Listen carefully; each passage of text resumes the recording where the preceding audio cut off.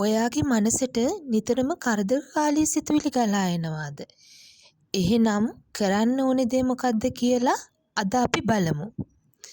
එහෙනම් අපි බලමු මේ කරදරකාරී සිතුවිලි වලින් මිදෙන්න පුළුවන් ක්‍රමයක් තියනවාද කියලා. මේක ඊටාම සරල අභ්‍යාසයක්. අභ්‍යාසයක් කිව්වට මේක පොඩි තියරියක්.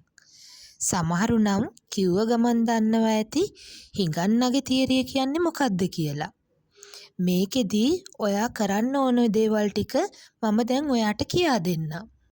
ඔයා මෙහෙම හිතන්න. දවසක් ඔයා ගෙදර ඉන්නකොට ඔයාගේ ගෙදරට හිඟන මිනිස්සෙක් එනවා කියලා හිතන්නකෝ.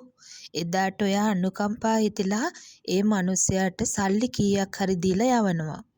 මේ මිනිස්සයා මේක බලාපොරොත්තුෙන් දෙවෙනි තුන්වෙනි දවසෙත් එනවා. ඒත් ඔයා ඒ මිනිස්සයා ගැන අනුකම්පා කරලා සල්ලි කීයක් හරි දීලා යනවා. මේ මිනිස්සයා දිගටම ඔයා සල්ලි දුන්න නිසා ඒක පුරුද්දක් කරගෙන හැමදාම ඔයාගේ ගෙදරට දැන් එන්න පුරුදු වෙලා තියෙනවා. පළවෙනි දවස් දෙක තුනේ මේ මිනිස්සයාට ඔයා සල්ලි දුන්නාට හැමදාම එනකොට ඔයාට මේක ලොකු හිස රදයක් වෙලා තියෙනවා. ඔයා ඊට පස්සේ කරන්නේ මේ මිනිස්සයා ආය ඇවිත් දොරට තට්ටු කරාම ගෙදර නෑ වගේ දොර වහගෙන සද්ද නැතුව ඉන්නවා. ඔයාගේ කිසිම ප්‍රතිචාරයක් නැති නිසා නිතර මෙහෙම වෙනකොට හිඟන්නටත් එපා වෙලා එයා එන එක නවත්තනවා. ඔන්න ඔය තියරියම ඔයාට පාවිච්චි කරන්න පුළුවන් ඔයාගේ සිතට නිතර කරදරකාරී සිතුවිලි එනවනම්. ඔයා ඔය වගේම තමයි ඔයාගේ හිතට කරදරකාරී සිතුවිල්ලක් ආවහම ඒ දිහා හිස් බැල්මකින් බලන්න ඕනේ. ඒ ගැන ඕනවට වඩා හිතන්නේවත් දුක් ගන්නවත් නැතුව කොටින්ම කියනවා නම් ඔයා ඒ සිතුවිල්ල ගණන් ගන්නේ නැතුව ඒකට ප්‍රතිචාරයක් දක්වන්නේ නැතුව ඉන්න ඕනේ.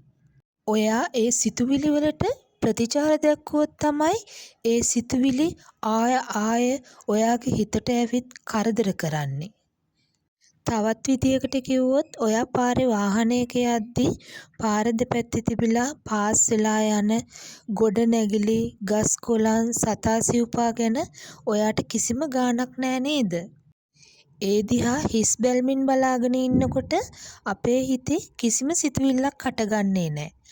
අපිට ඒ මොහොතේදී පාස් කරලා ගිය දේවල් අඩු ගානේ කිසිම දෙයක් අපිට මතකයක් නැහැ.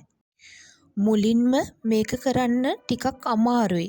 ඒ ටික පුරුදු වෙද්දී මේක සාමාන්‍ය දෙයක් බවට පත් වෙනවා. එහෙම පුරුදු වෙනකොට හිතට එන කරදරකාරී හැඟීම් මොකුත්ම දැනෙන්නේ නැති තත්වයකට ඔයා පුරුදු වෙනවා. එතකොට හැමදේම නිකම් සිතුවිල්ලක් බවට පත් වෙනවා. නිකම් අවස්ථාවක් බවට පත් වෙනවා. එහෙනම් ඔයත් මේ ක්‍රමය අත්හදා බලන්න.